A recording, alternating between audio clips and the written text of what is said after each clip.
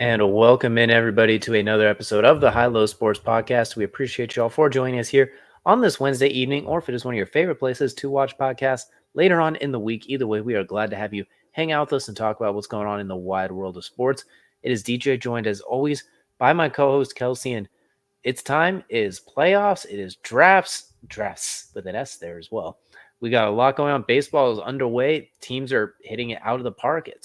We're getting double headers still. We're getting sunburn. We're getting a little bit of everything right now, and some epic fisticuffs. And soccer is in full swing as well too. So, as we say, it seems like almost every other week we got ourselves a very busy time of the year. Yeah, it does seem like we're saying it every other week, and it just gets busier if you think about it. Because wow, we have a lot coming up in the next couple of weeks. But you mentioned sunbirds. I gotta point out the obvious here, DJ. You had a great time at the Guardians doubleheader. I'm sorry I didn't get to go, but I'm also glad that I don't have to experience the pain that is a sunburn. I am sorry you have to deal with that. This is what happens when the sun is out, but if you so much as touch the shade, it's a 45-degree dip because of the wind. Like in the sun, you're warm. As soon as you touch shade, you're freezing. So when it's cold behind you, but sun beating down above your head, I didn't watch enough Sunny D commercials. I underestimated the power of the sun. But we are here.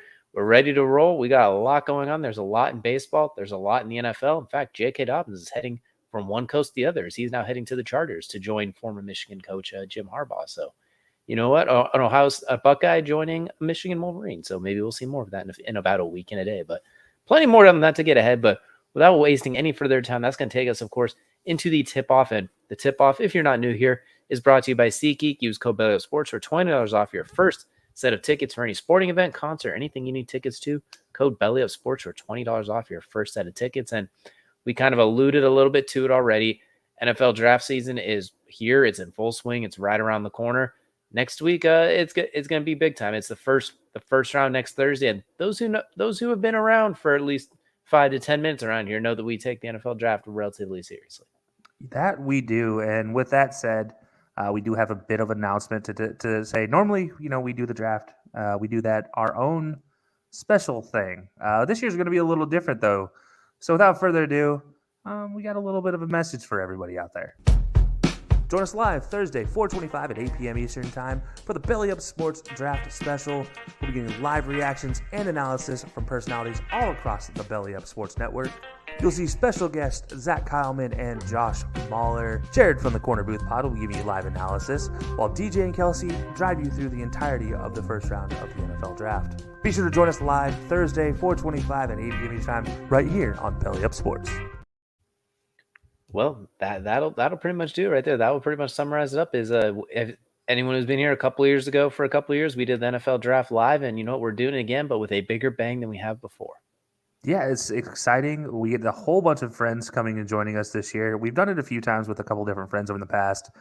This year, we're going to have, a lot of friends coming in. It's going to be a lot of special personalities from across the network. Some guys we talk to all the time. Some guys, well, you may not have seen them for a minute, but we are bringing them back in. And then, obviously, you see Jared every week, whether it be over on the Corner Booth Pod on Thursday when DJ makes his appearance, or when he makes his yearly multiple appearances coming into the draft season.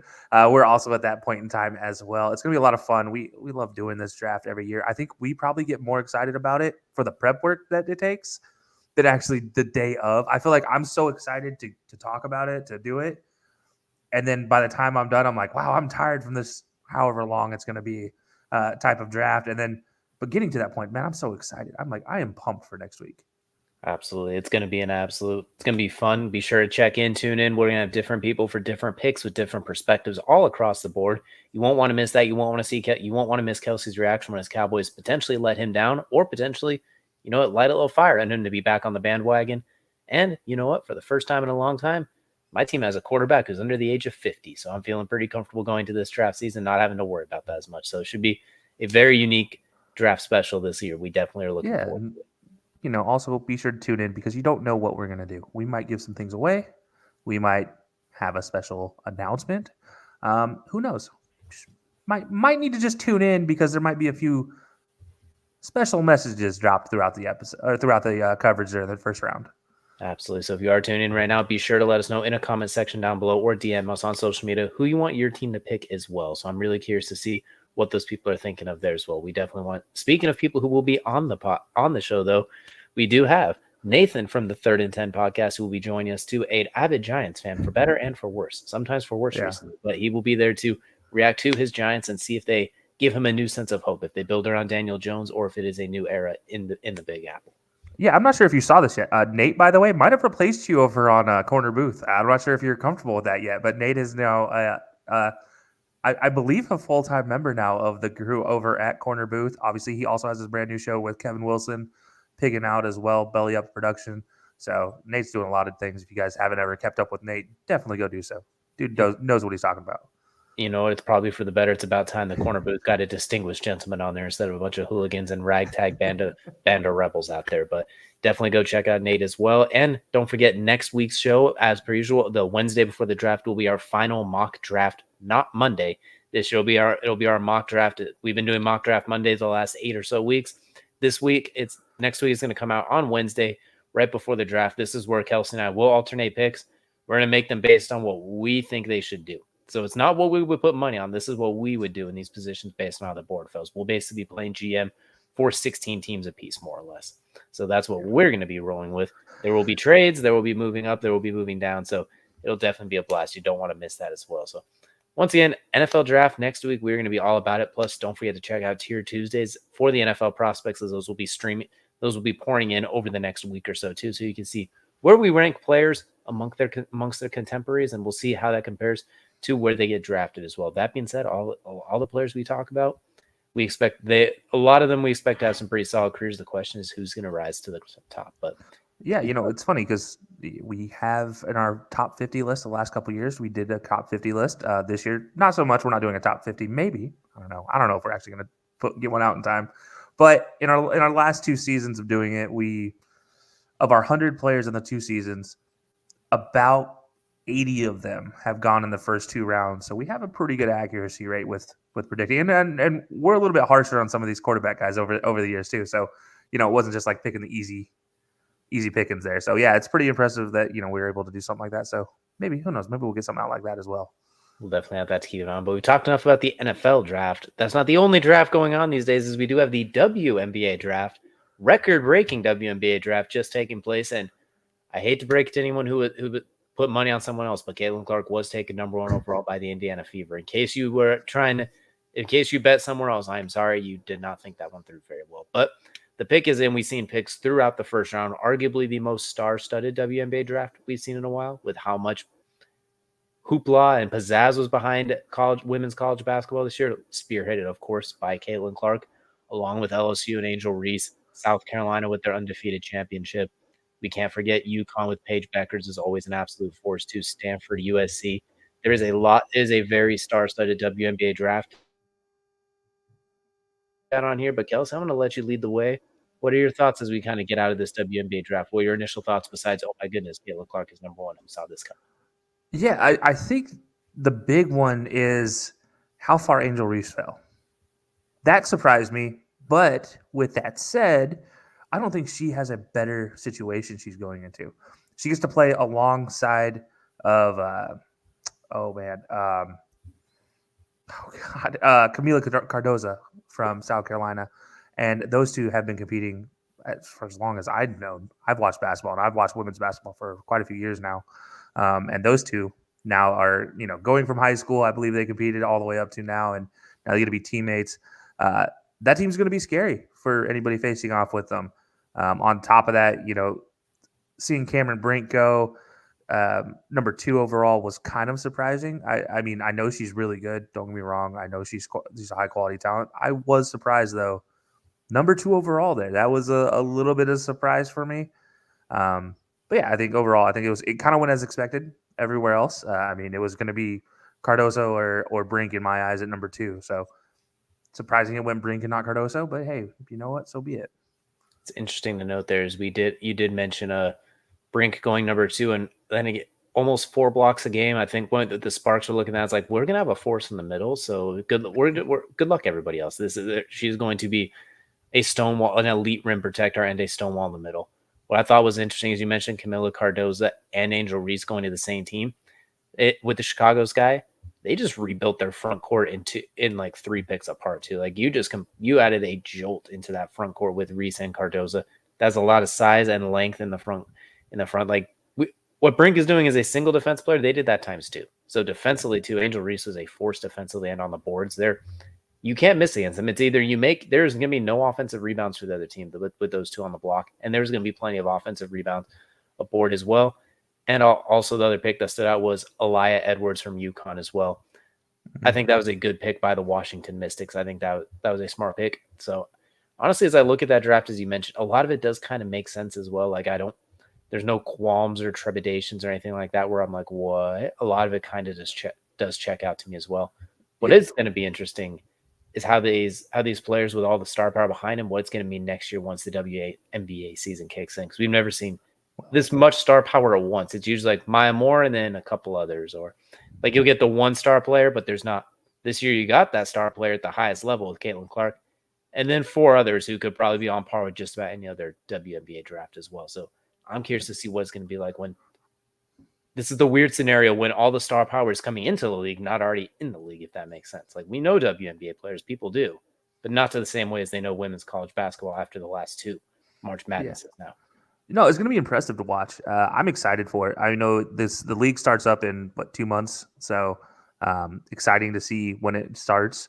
There's also one more pick I want to just shout out because it's a really good, cool, feel-good story. Kate Martin going in the second round, Iowa guard. She was just there to support Caitlin Clark. Gets the call in round 2, going looks like to LA to the Aces. But big pickup for them. Kate Martin is the glue player, if you will, for Iowa. She kept things together, kind of balanced out Caitlin Clark's superstar with the rest of that team. Maybe the best all-around scorer that's not named Caitlin Clark on that team, which I guess may not be saying much if you watched Iowa over 3 years, but still an impressive thing nonetheless to see. Really cool also just to be like, hey, you're there to support your teammate. Oh, by the way, you're drafted now. Congratulations. I know you weren't expecting this, but come on stage. Yeah, absolutely. That's a surprise moment as well. And like, I think another moment that kind of stood out was Paige Beckers when her teammate Elijah Edwards was drafted. Like that was the ultimate proud mom moment, like the clapping, the pictures, everything like that. Like that was really great to see, went a little viral for that. And you know what, if she decides to come out too, she's going to be in that contention for that number 1 pick too. But speaking of number 1 pick, go ahead real quick. Oh, I was saying just one more proud mom moment. Did you see the Indiana Fever when they drafted Caitlin Clark? The actual players with jerseys already made, with the 22. I don't think I've seen so much excitement from a team, which, by the way, just had a first overall pick last year. Mm-hmm. And I mentioned this last week on the show, but still, it's like now you add Caitlin Clark to the team, which is the one thing they were missing. They were missing that crucial playmaker. So now you add her, but like that excitement is why we're excited to see women's basketball this year, why we're excited to watch the WNBA. And I'll be honest, growing up watching the Utah Stars, which, by the way, nobody even knows who they are because most people never even knew they existed. But watching the Utah Stars team, I always loved watching women's basketball. And I was like, oh, man, one day I hope it's as exciting as men's basketball. And we're starting to get there. So that's my takeaway from it. One thing you did mention, though, is it is getting there, which, of course, unfortunately, this brings up the part where with every good thing, with every time something takes a big step, there's gripes and and there's people that almost ruin the fun a little bit. Like they start what could be a positive conversation, but they do it in a very dumb way. So with a superstar like Caitlin Clark and Angel Reese and among the others that come out, it's been highlighted that WNBA players get paid significantly less than the NBA players. For those of you, even to the point where the president of the United States is tweeting out like, this pay gap is unequal. We need to work towards this, for paraphrasing words. Mm-hmm. They are aware that the WNBA is subsidized by the NBA. It has not made a single dollar yet, for being honest. Like you can't pay more when you make zero. Then this is, if you want, instead of the tweeting the outrage like we've seen a lot of people doing, saying this is criminal, this is that, buy a ticket. Like go buy WNBA League Pass. That is $35, $37 with tax if you live in a tax state. So I'm just saying, go support them instead of complaining on Twitter. You'll see people. I saw one. Obviously, not everyone's on Twitter. Twitter's not real life. I'm using this as an example because people see it, then they run with it in real life. They were like, this is criminal. She's only making $76K, I believe it is, as the first overall pick this year. And then it's like, well, why don't you go order? Someone sends a link to WNBA League Pass. Well, I'm not going to watch. Yeah, right. What? Like you're worth what you make, and is it going to change it with her second contract? Based on the Fever's national TV schedule games, I would say so. Especially if she is 85% of what she was at Iowa. We'll just say, and that's just Caitlin Clark, not talk about the league as a whole. So let's say she's 85% of what she was at Iowa. Yeah, her second contract will be a doozy because that's going to bring in a buttload of eyes. Oh, you don't want to buy tickets or there's not a team close by? They play on ABC. They play on ESPN and ESPN2. Like, you could flick it on. Like, you're helping by tuning in. You want them to get paid more than to watch it. You think that they deserve, like, it's wild when you have so many people say something with an empty mind, if that makes sense too. But that, you know what? This could be a good thing as well too, because now with the superstar power, more people will tune in, hopefully. So hopefully we get to that point as well. Like, let's just make that clear. We're all pro get your money. Every time we talk about contract negotiations here, we're like, get the bag. And I think they will get the bag now because the star power is weirdly enough coming in from college, not already established like other leagues. Yeah, and I think that also a part of what you're talking about also starts with the current WNBA players too. And I know we talked about this a little bit before, but it's kind of annoying that they're already discounting what somebody's done because she did it in college. But what about all you who were 5-star athletes in college that are now in the WNBA performing? You did the same thing. The difference is she went to Iowa. You guys are going to UConn. And even taking beyond her, she went to South Carolina. You guys went to UConn. Like, calm down here. Let's not get ourselves. I feel like there's some people on some shoe boxes that don't necessarily have shoes in the boxes, and that's where some of the problem starts. So you see the bashing starting immediately, and they're not going to be able to back it up when the season starts because one, they've been in the league for 20 years or almost 20 years, and two, I don't think anybody's ready for the athleticism that's coming out into the court next year. I think this is going to be a different level. So I agree. People need to support. If you have a complaint about it, support it. Look, WNBA. I'm a big fan of unions. I think I've talked about this before. And refs union got their paycheck. I want the WNBA to get their paycheck, but they got to start making money first because that's the only way they get paid is if the league makes money. Because you're right, it's a subsidy. It's under the umbrella of the NBA. Most people don't know that Adam Stern is technically the beat all end all for this. Adam Silver. Now hold on. Adam, David Stern get together. Yeah, my bad. I combined the two. Adam Silver, you're right, is technically the be all end all in this, and he wants the WNBA to succeed. So it's a priority for him. It's obvious it's a priority for him. So yeah, go out there, support, buy your $40. I know I'll be buying a $40 package. I don't care to watch the games, but I'm going to buy the $40 package even if I can't watch all the games.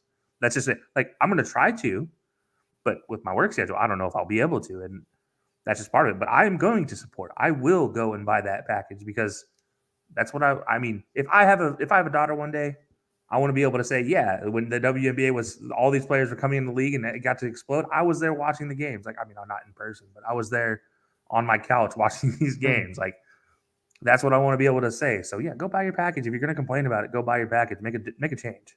Exactly. It's very easy to outrage and complain. It's one thing to be like, wow, I think they should get paid more. Well, go do something about it. This is like, there's a lot of things in the world where you can have a complaint, but you can't do anything about it.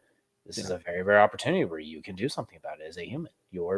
All you got to do is flick the channel, set down your phone for a second and go outside. Go to a game if there's one near you in person.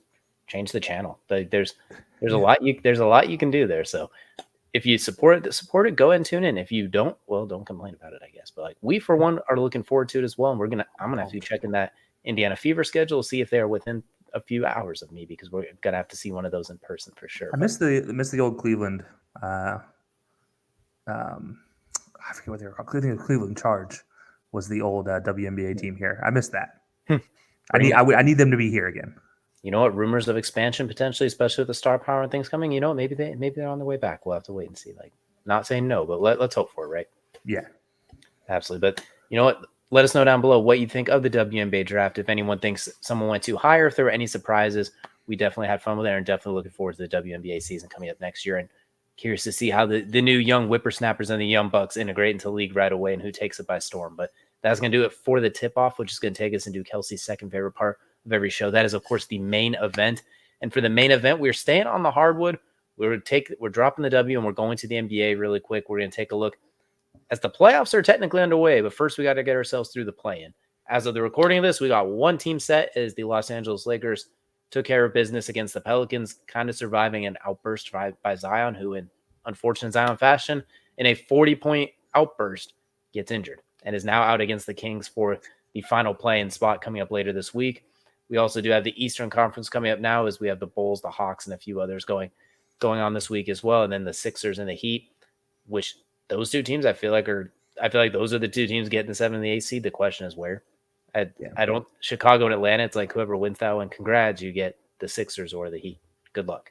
So that's gonna be an interesting setup there. But what I'm gonna pivot to your Kings now.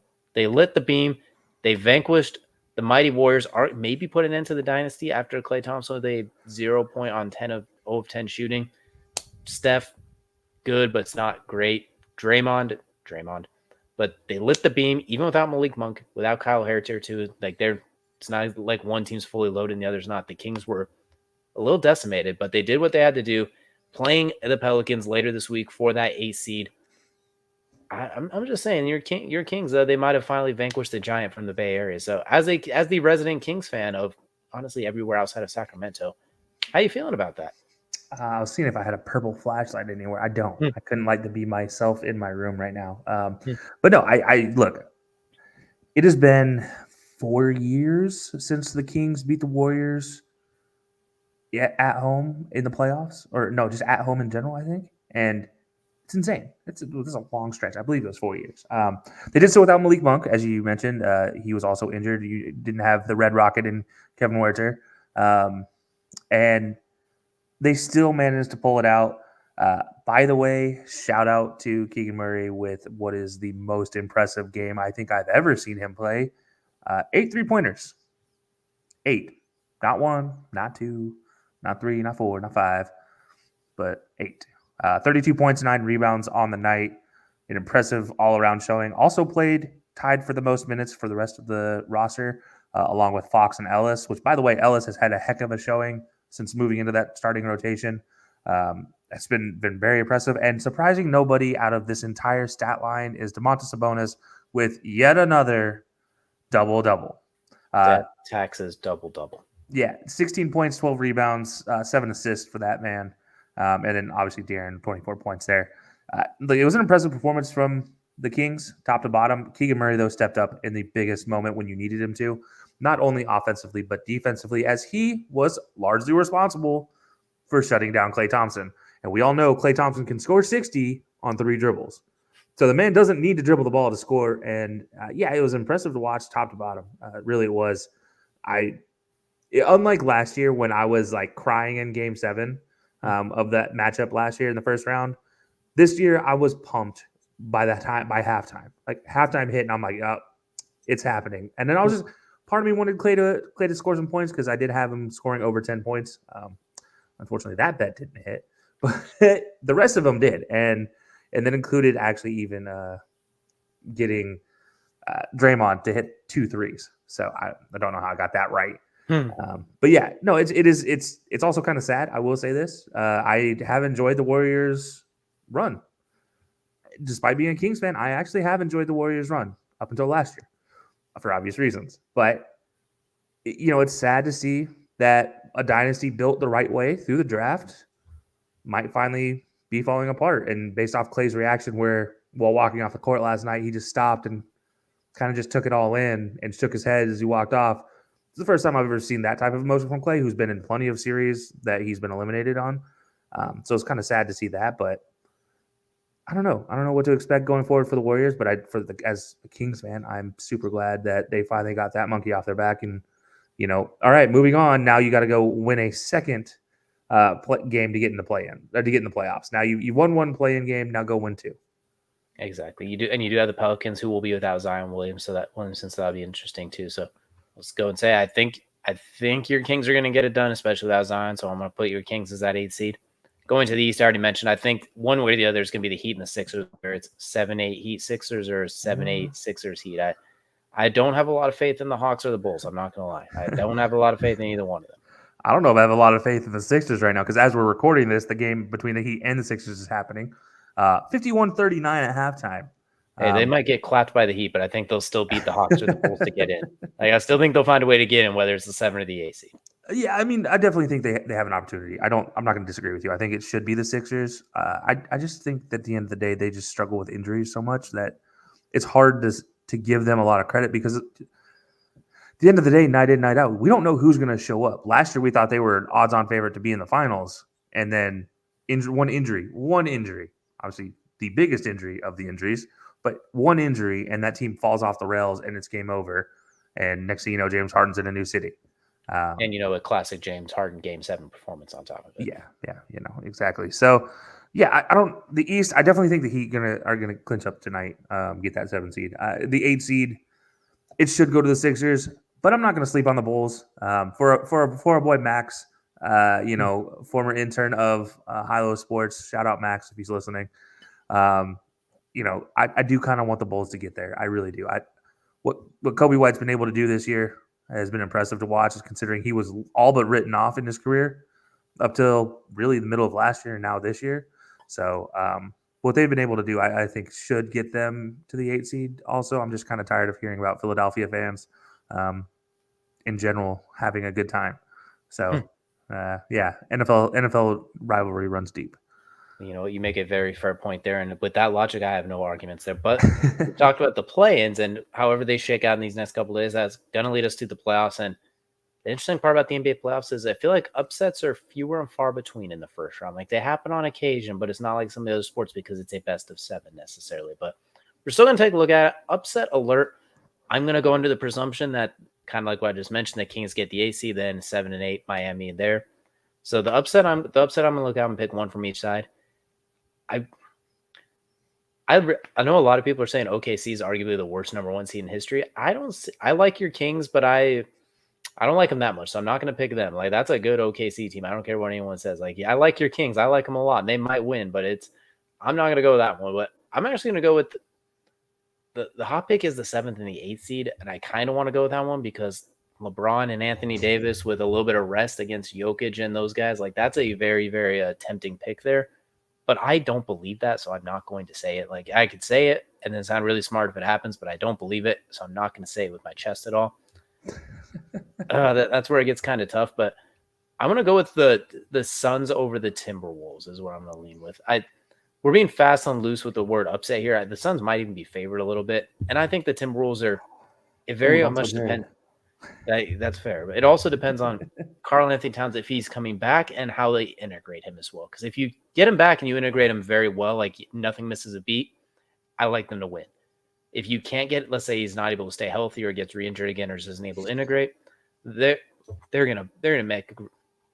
We're gonna talk about this a little bit later, but they're gonna put Rudy Gobert in hell, kind of like the Clippers did a couple years ago when the Jazz won like 57 games with the number 1 seed. They're gonna pull him away from the basket and kind of render him. And then can only score by shooting threes. Basically, like it's gonna be a mess. Anthony Edwards, I think, is gonna show up and be awesome. I think he's going to be a very good playoff player. Kevin Durant, Devin Booker, though, like that's a lot of firepower. I think the Timberwolves are very good. They're coming, but if I have to pick a West upset, I'm gonna go with the 6 over the 3 in that case because that's a lot of firepower on both ways. If it becomes a shootout, well, you know how shootouts can go. Like, it's not always the best team that wins in a shootout when it becomes a firefight. The question is, can the Timberwolves D up with them? Which they can. Like, they have shown the ability to D up, but this year they have. Exactly. The question is, do they D up? And that's where there's just a few question marks. And they could have been the number 1 seed. They were within like 72 hours of being the number 1 seed. So it's not ruling them out at all. Next, I'm going to roll to the East, and then we'll get both of Kelsey's picks really quick. Looking at it right now, the matchups that are set are the Cavaliers and the Magic, a 4-5. The Cavaliers, I think they said, rumored allegedly, lost on purpose to get that seed to play the Magic because they didn't want the 3 seed to play. Oh, no. Some planning going into the playoffs? How dare they? If that is the case, well, I don't really consider that an upset because Orlando's really good, and the Cavaliers have been injured in a roller coaster all year. So I'm not looking at Pacers and the Bucks. Like, I know Giannis is hurt, and Indiana was really good until Tyrese Halliburton got hurt. Then they've been a roller coaster since then. I'm still going to take Milwaukee there, so I'm not going to touch that one either. So that leaves us with the 1 and the 2. As of right now, how I have my anticipation at the time of the recording is Miami's going to be the 7th seed, and then the Sixers will be the 8th seed or whoever. So I'm going to put the New York Knicks on upset alert at the number 2 seed because they will have the Miami Heat coming into town, or they'll have Miami coming to New York. Jalen Brunson is absolutely awesome and is at minimum a second-team All-NBA player this year. Could make a very strong case for first team. Very strong case. No Julius Randle. They are injured. They play hard every night. Like, they never slack off. When they lose, it's just because their team beats them. They never take a lazy day off. So they've been grinding all year. And what do we talk about with Miami Heat every damn year? Oh, they're out of it, and then suddenly they're in the finals, or they're in the Eastern Conference Finals, or some BS. The only time they weren't was when they were the number 1 seed and they lost to the Celtics in Game 7 of the Eastern Conference Finals a few years ago, or when they got swept by the Bucks in the redemption after 5 gentlemen sweeping the Bucks the year before. I can't rule the Heat out. It's physically impossible at this point. That's not even a bias. That's just, this is the time of the year when Jimmy Butler's like, oh yeah, by the way, I could be a multiple time all-star if I tried for most of the year, but I wait till now. So, and the Knicks are very, very good, a very physical, hard-nosed team. Problem is Miami does the exact same thing they do with a little bit more star power and a little healthier. So I'm going to put the Knicks on upset alert for the East going against, if they go against the Sixers, I like their odds a little bit better than the Heat, especially if Joel is banged up. If Joel is healthy, that's different. They're not playing for this. They're not playing for the 7-8 seed if Joel is healthy, but I'm going to go with the Heat upsetting the Knicks as my upset alert for the East. And then for the West, we already kind of went over that, Suns and the Timberwolves. That's fair. I get both of your points. For me, I'm looking at I'll start with the East. I'm going to flip it around. I'm going to start with the East. I'm going to go back to a team you mentioned. I'm going with the Pacers. I think the Pacers is an easy upset pick here. No offense to the Bucks, but without Giannis, you won me some bets. Thank you, because all of a sudden you guys were a dog in games, but Dame can win you some games. But on top of that, I don't know who else on that team right now is playing well enough consistently to get through a 7-game series. You need a 2021 Chris Middleton flashback real quick. Yeah. I need that mid-range jumper to be wet from Middleton. I can't be getting these brick shot things coming off his hands. Craig has been non-existent for that team shooting. I don't trust their big guys enough to get it done either. So, and I'm sorry, I'm not giving it to the other Antetokounmpo. Sorry, that's not going to be the case. Whereas on the other side of the Pacers, start with Tyrese Haliburton and end with Tyrese Haliburton. That's it. That's all I have to say. A dude that might be 15th in the MVP race right now, if you give a number to it, he's definitely outside of the top 10, but I don't think by far when you're talking MVP. So, injury down the stretch is the reason they're a 6 seed and not higher is his injury. But when he's playing at the best, his peak abilities, I don't know if there's a better pure point guard in the league right now. I will say if Pascal Siakam can kind of take that extra little bolster step in the playoffs, so like he's been fine with the Pacers, but if he's averaging like 21, if he can give you like 25 and 9 as opposed to 21 and 8, if he can just bolster that scoring just a touch, I think that makes him very, very dangerous, especially without Giannis in that spot as well. So rebounds could go up a little bit, then just the points too. Like the paint's not going to be wide open because Brooke Lopez is still down there, Bobby Portis, but like that's a load off your shoulders when there's not a freak from Greece over there blocking and destroying shots all over the place. So I need for them to do that. If Siakam can give you 25 and then Halliburton's averaging 20 and 11, let's just crank that up to 23 and 12, something like that. Or if they dial it up a notch, they are very, very game dogs for sure. Yeah, and it's funny is they brought in Siakam for this exact reason, for when they inevitably get matched up with the Bucks and they need to get through Giannis. That's what they brought Siakam in. We saw him do it early on in a few years ago with Toronto. But yeah, I mean, that's the point of bringing him in, is so they can have somebody to match one-on-one with that guy. Now flipping over to the East side, this one's a lot tougher to me because I feel like the one I'd love to pick as a dog isn't really a dog, which is the Mavericks. I don't think they're a dog in this. I don't think that would be an upset to see the Mavericks win. On the flip side, I don't think it would be an upset to see the Clippers win. I think they're pretty close to split odds. That's as pick as it gets. Yeah, and I don't think the Thunder are going to be as. We've talked about this 1,001 times going into the playoffs. Young teams don't lose because they're young anymore. Young teams win because they're young, and that's kind of what the crazy thing is there. I don't know if they're just too naive to understand that we are the 1 seed and we shouldn't be here right now. And I'm going to say they are. I'm going to say that doesn't matter to them. So I'm not going to give them an upset pick either. The Timberwolves, that's tempting. That as always, my opinion on the Timberwolves. If you guys watch the show, you know my thoughts on that team, which may be changing. I don't know. We'll see. But and I don't want to pick LeBron either. Can I watch this one? Can I just Sure. If you don't feel an upset, if you think it's going to be a straight sweep. I just don't know if counting the Suns as an upset is an upset. And that's my biggest part here. Is like, yes, they have struggled, but now they're fully healthy and everybody's rolling. Two of their big four players, if you include Chris Paul in this still, are in an MVP race. They're not close, but they are technically in the MVP race. They're considered on the ladder in the NBA for the last 2 weeks. So that's tough. But you know what? Champions don't repeat very often, so we'll go Lakers. I talked myself into it. We're going to say the Lakers upset. It hurts me to say it. Nate will be happy. He's a Lakers fan. Still barely can stand dealing with Lakers fans, but Nate's an exception. But yeah, so I'm going to go Lakers here with the upset in the West. I talked myself into it. I will say with the Suns too, my biggest concern with them is they don't have a point guard on the roster. And I'm worried about that come playoff time. Like you got Devin Booker, you got Eric Gordon, you got Bradley Beal. This is where if they could have kept Chris Paul somehow through all that, that'd have been great. But I think that this is where they're going to miss having that distributor. I mean, Yusef Nurkic is good in the paint. What's surprising, the reason I also feel, yeah, there you go. Yes, sir. Kevin Durant played 75 games this year. That's kind of crazy to hear, considering he's kind of got the reputation as injury prone when coming off a blown Achilles and then a few knickknacks here and there. But like he's been really healthy this year. Devin Booker gave you 68. Those two qualify for awards. Bradley Beal has been unfortunately very up and down. He's been the one who's kind of had to sacrifice, try and play that 0.2 guard situation in limited action. Yeah. So it's been if they can force it into a shootout now that they're healthy, that's where I think they can. We're going upset because they're the lower seed, and I think betting-wise they have the Timberwolves as a favorite. But like you said, it's hard to have a team with Kevin Durant but Devin Booker as an underdog. Like it's really, really hard. No matter who they're throw playing. That Bradley Beal in there. I don't think I can. When you throw Bradley Beal and Chris Paul into this conversation, I don't know if you can consider them dogs for real. Like, yes, statistically speaking, they're probably dogs, but the eye test doesn't tell me dogs. The eye test tells me they're a sleeping giant waiting to be woken.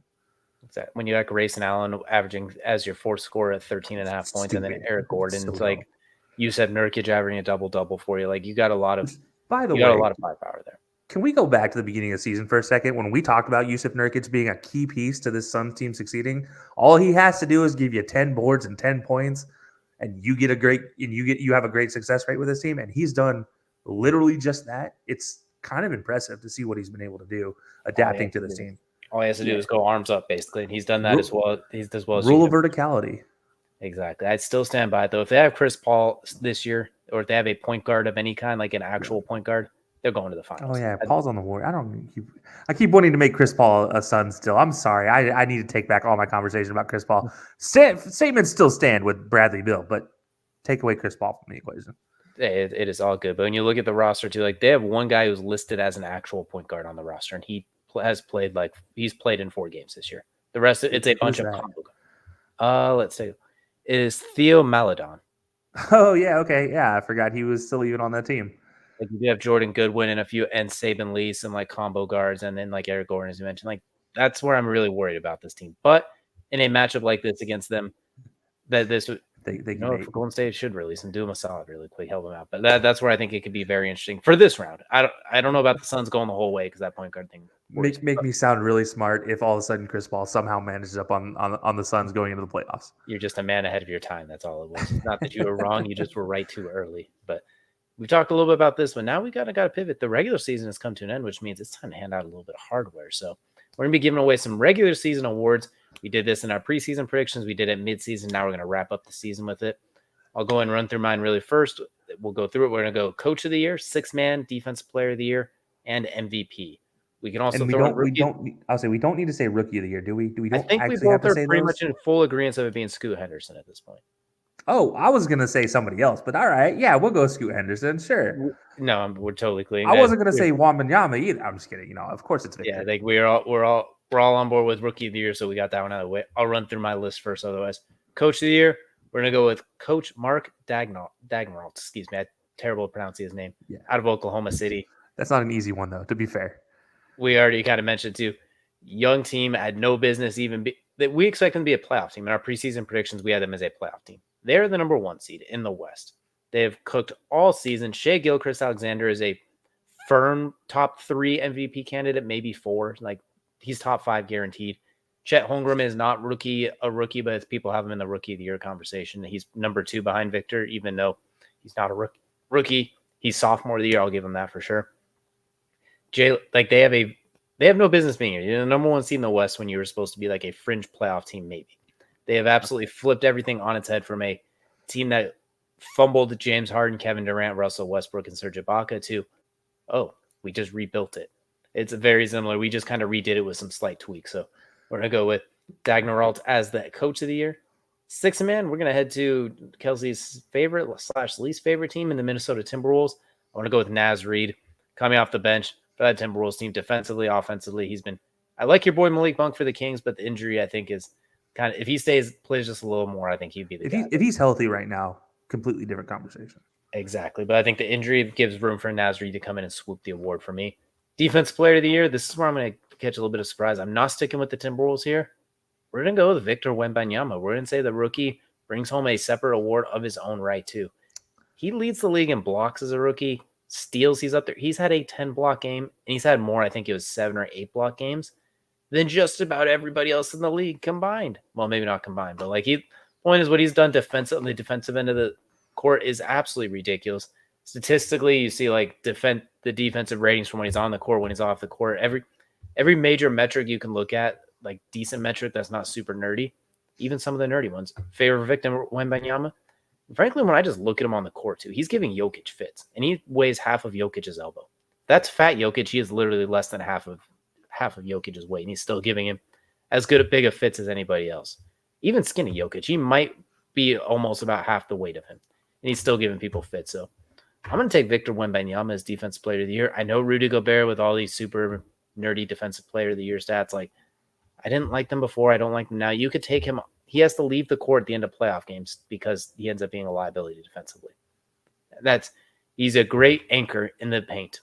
He's a very good defender. He's a top 3 in this conversation defender, but he's not Defensive Player of the Year.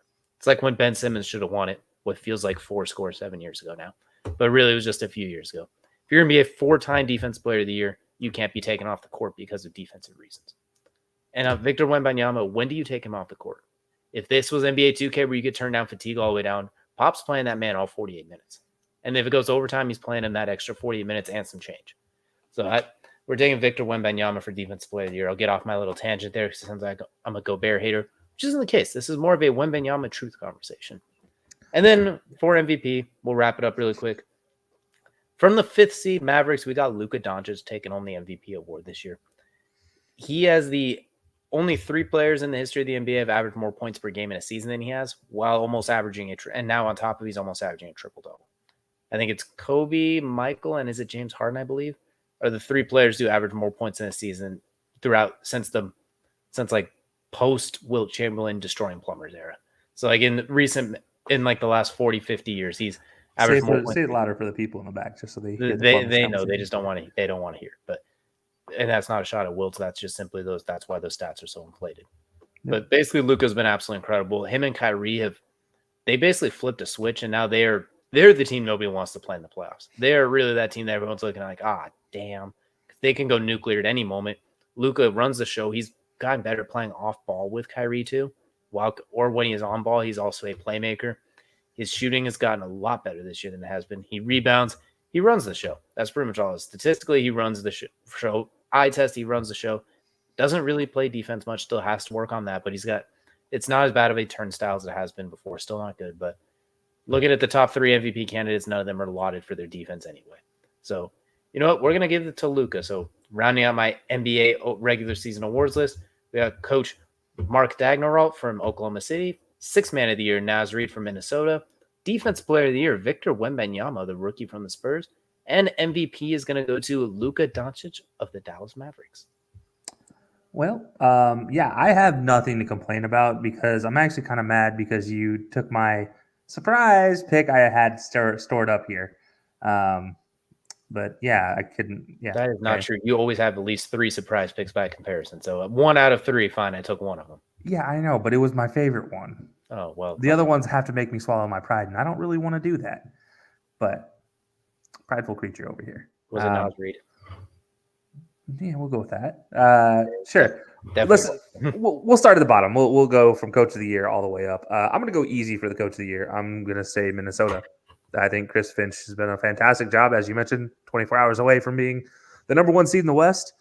Not through their fault of their own. That Thunder team has been very impressive. The only reason I didn't pick the Thunder's coach is because I didn't want to try to pronounce his name, if I'm being honest. So I let you have that one.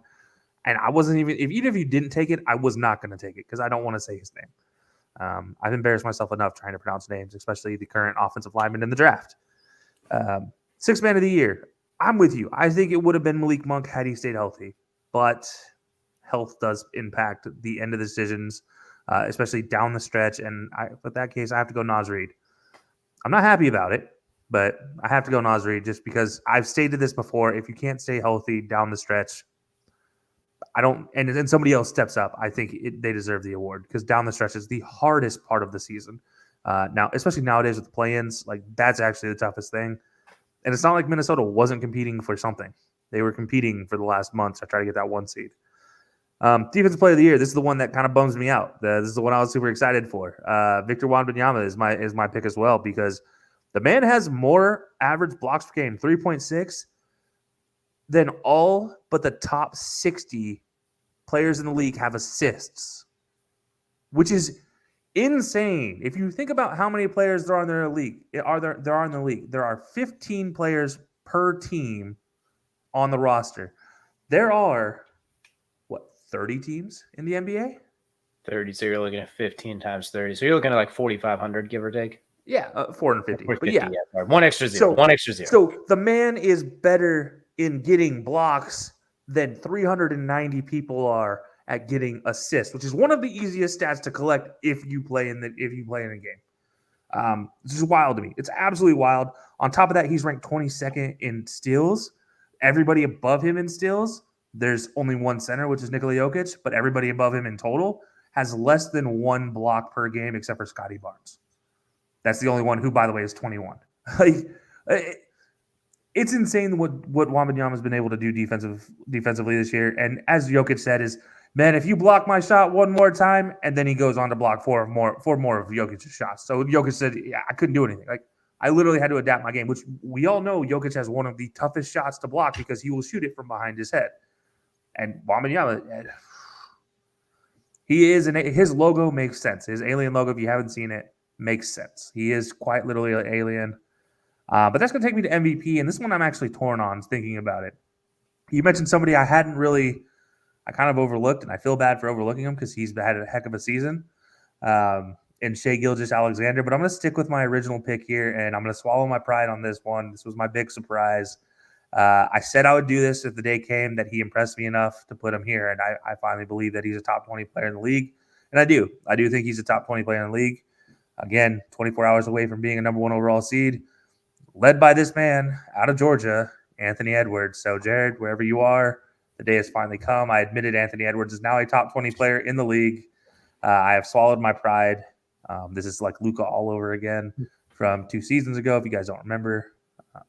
So no, I think what Ant's been doing, yes, he's probably not going to win the award, but I think he deserves it. And the fact he's not being included in the conversation as a top 3 guy is kind of appalling, considering what the Warriors or what the Timberwolves are doing right now and how good of a performance he's been putting on. The dude has the best dunk of the year, first of all, but it's not just offensive with this dude. He is playing staunch defense, and that's not something I ever really attributed to Ant. And I don't know if that's Chris Finch is doing. I don't know if that's that team defense mentality with having Rudy down low, with having Naz Reid playing as well as they have been. Cat was on the court. Cat was playing better defense. Like, it was overall, this team picked up their defense as well, but Ant's been showing it offensively and defensively. And you ask any star player in the league, how tough is it to carry your team offensively and then try to play 40 minutes of defense? Most of them will say it's impossible to do the whole game. Ant's doing it. Sorry, Jokic, you're having an impressive year yet again offensively, but yet again defensively you suck. Sorry, like, you're a liability. SGA, I do think should be in the MVP conversation. I do think he has a valid chance at the MVP.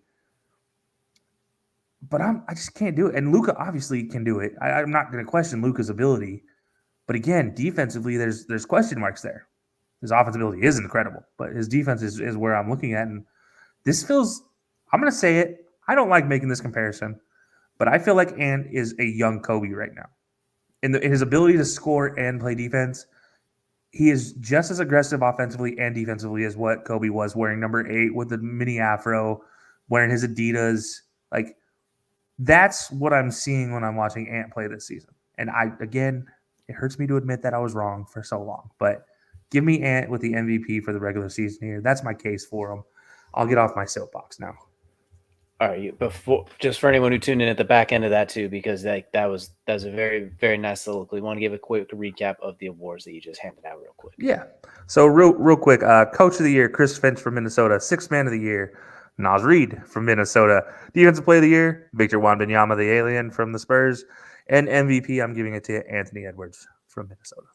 Perfect, awesome. And I want to go back to your point about Kobe and Anthony Edwards, that kind of comparison too.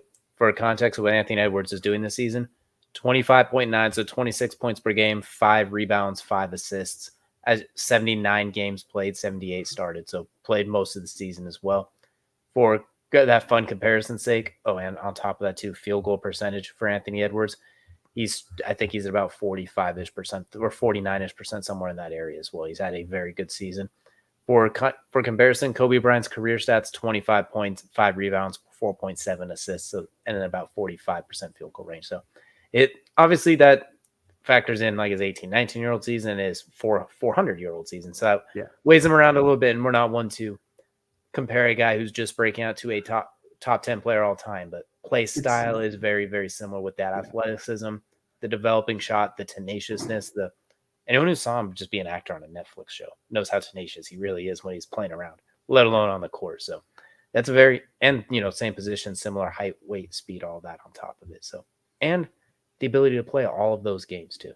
And guard anybody and then be so explosive. That's the part that still impresses me, is some of his best dunks have come in the fourth quarter after guarding for 38 minutes.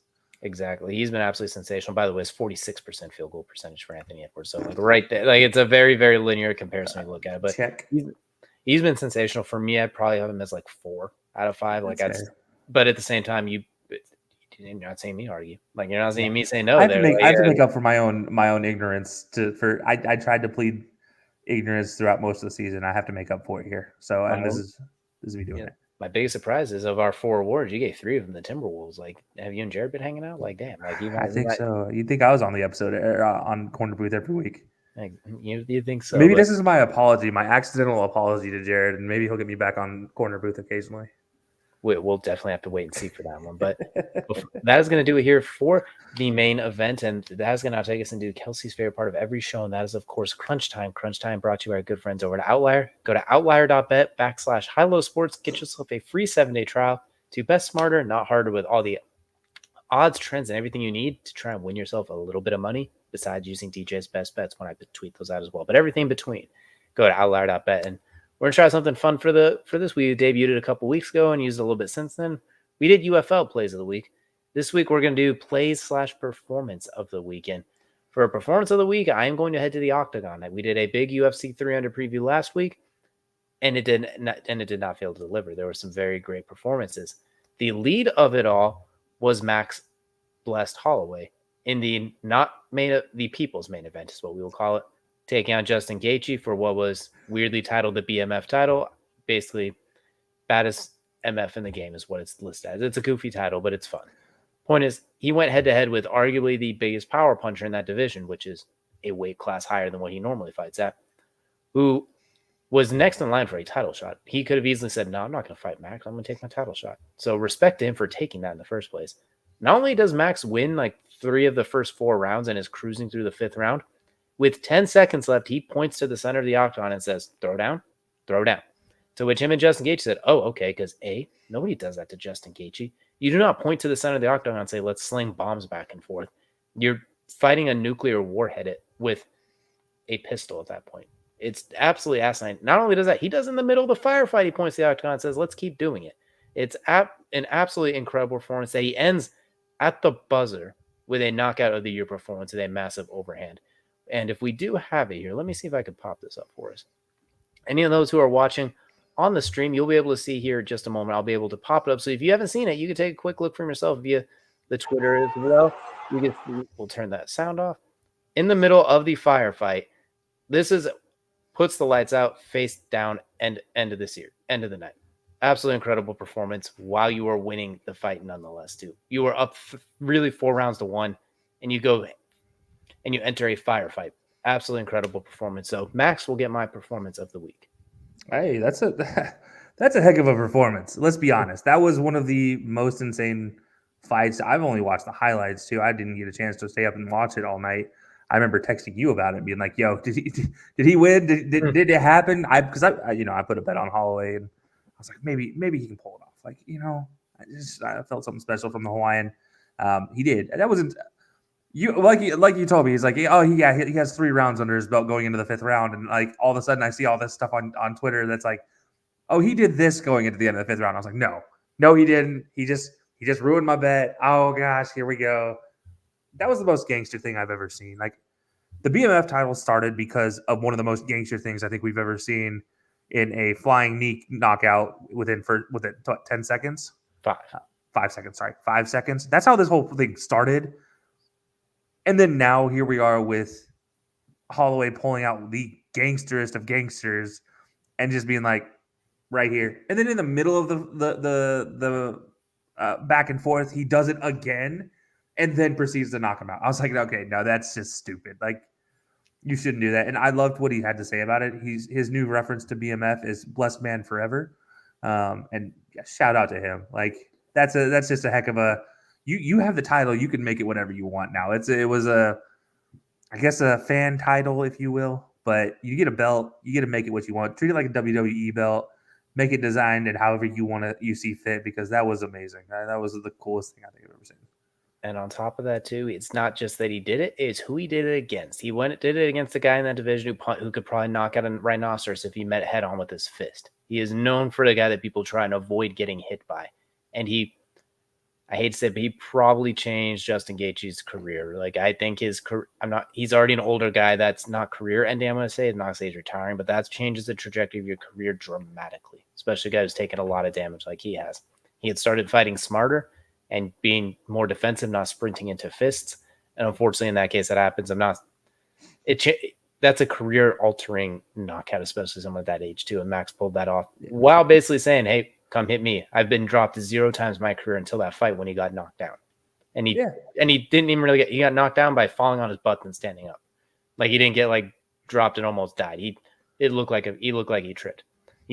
That is as gangster as it gets. So he gets the Gangster Award, the Performance of the Week Award. He made $600,000 in just that was impressive. Like, kudos. He's gonna probably get Fight of the Year for that. I think that deserves a Fight of the Year. Fight of the Year and Knockout of the Year potentially too. Like he might sweep some awards like he did the post-fight awards that night. And on top of that, all eyes on Hawaii now, and they definitely deserve it. So yeah, and it probably earned him a title fight at 145. But that's going to do it here because Kelsey, I do not believe. Did you have a performance? Well, I'm just. It's not really a performance of the week. But shout out Wrexham. If you guys have been following Wrexham FC, obviously owned by Ryan Reynolds and Rob McElhaney.